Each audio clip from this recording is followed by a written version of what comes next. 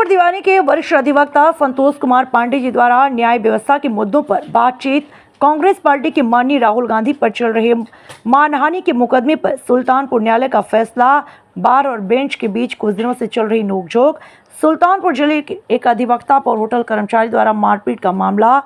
विद्वान अधिवक्ता ने बहुत ही कुशलता से भी न्यूज मीडिया को इन सवालों पर जवाब दिया और पेपर लीक मामले में भी सरकार पर विश्वास जताते हुए कहा, सरकार इस विषय पर कठोर कानून जरूर बनाएगी।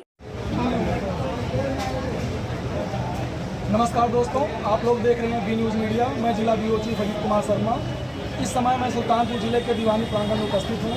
जैसा कि आप लोग जानते हैं कि न्यायालय जो है वो लोकतंत्र का तीसरा स्तंभ है और सबसे विश्वसनीय स्तंभ है। वहाँ पर एक विख्यात अधिवक्ता संतोष पांडे जी, जिन्होंने अपने मेहनत से जो है ज़मीन से जो है आसमान तक का सफर तय किया है, जनता के बीच में अपना विश्वास अपने पराक्रम से हासिल किया है।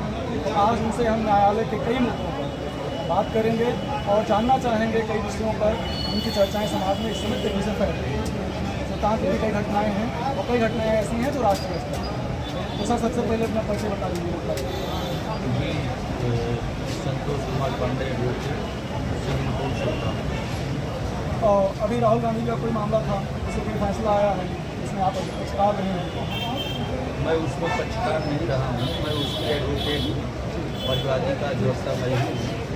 राहुल गांधी का जो है सिविल कोर्ट का फैसला आना था, उसमें सन 2018 से जुड़ा हुआ वो मामला था।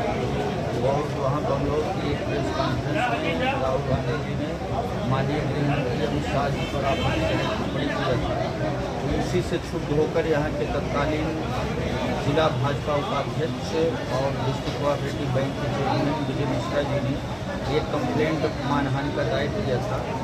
तो उस कंप्लेंट में पूरा ट्रायल हुआ। मेरे द्वारा एप्लीकेशन दी गई थी कि राहुल गांधी जी का वॉइस सैंपल ले करके और जो बंगलौर में स्पीच दिए हैं उसकी जो सीडी बनी है दोनों का विज्ञान प्रयोगशाला से मिलान कराया जाए। तो उसको मजिस्ट्रेट साहब ने खारिज किया था। उसी के खिलाफ रिविजन था। ऑनरेबल रिविजनल कोर्ट ने भी कल रिविजन डिसमिस किया है। तो अब मैं उसका जो है आर्डर की नकल लेकर के उसका अध्ययन करके तब अग्रिम कार्रवाई करूँगा। और सर, अभी एक युवा अधिवक्ता के द्वारा जो है पेपर फेंक करके जो है गाली गलौज की गई है, तो बार और बेंच के बीच में जो एक दूरी और विवाद चल रहा है, इसके विषय में आप क्या कहना चाहेंगे? ऐसा है, बार और बेंच के बीच में कहीं कोई दूरी नहीं है। और दूसरी चीज़ ये ऑनरेबल सुप्रीम कोर्ट का मामला था जो आज का और प्रेमाइसिस में अभिनेता किया, ये बहुत ही न्यायिक है। मैं इसकी घोर निंदा करता हूँ। पहली चीज़ तो हर अधिवक्ता को वेल मेंटेन और खुली ड्रेस में होना चाहिए। जहाँ तक मेरा ध्यान है कि मैंने वीडियो देखा, अधिवक्ता महोदय गए थे बहस के लिए और वो बैंड में नहीं थे। तो पहली चीज़ तो यही गलत है, उनको प्रॉपर ड्रेस में होना चाहिए अगर अधिवक्ता हैं।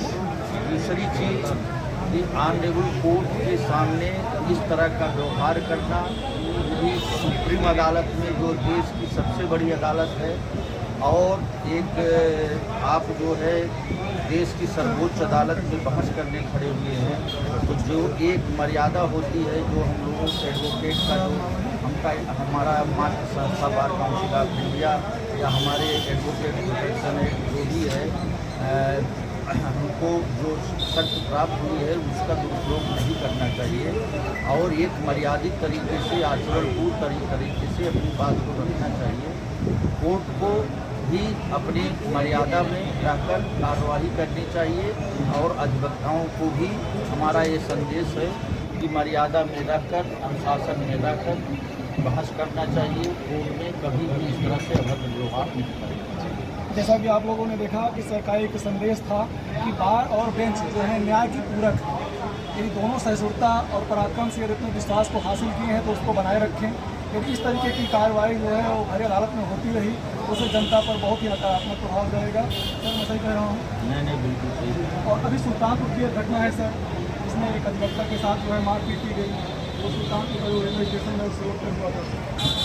एक अधिवक्ता साथी के साथ यहाँ रेलवे स्टेशन रोड पर वो रात में भोजन करने गए थे और संयोग से दो मित्र भी उनके वहीं पर भोजन कर रहे थे। तो भोजन की क्वालिटी को लेकर कुछ हमारे अधिवक्ता साथी ने होटल मालिक से कहा, जिससे उनके साथ बहुत ही अमर्यादित व्यवहार किया गया और अधिवक्ता साथी को मार करके उनको इंजर्ड किया गया और उनके साथ जो लोग थे उनको भी मारा पीटा गया। ये बिल्कुल निंदनीय है, मैं उसकी घोर निंदा करता हूँ।